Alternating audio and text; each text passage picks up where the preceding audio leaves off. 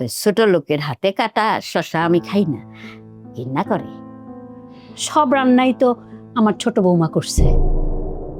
হায় হায় হায় হায়, hello করছস kilo? আম্মা, আপনার আমি বললাম সব রান্না আপনি নিজে করবেন, ওই ছোট লোক দিয়ে রান্না করাইবেন না। কেন? ওকে দিয়ে রান্না করালে সমস্যা কি? শিখতে হবে না ওর? তুমি তো একটা অকর্মা হইছো, ও কি অকর্মা হবে নাকি? দেখছো দেখছো সুজন, তোমার মা সবার সামনে আমার অকর্মা বলতেছে।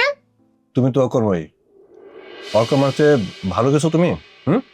জীবনে কখনো কোনোদিন রান্না করছো? মনে তো হয় না। রান্না করবে সে?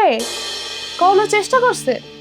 সে তো সবসময় আমার সাথে কেমন ঝগড়া করবে এই তালেই থাকে। এই স্যামরি, এত কটর কটর করস কে? হ্যাঁ, করছস তো একটা আকাম, আবার কটকট করে কথা কস। এই শোনো, এটা আমার নাতিনের সংসার।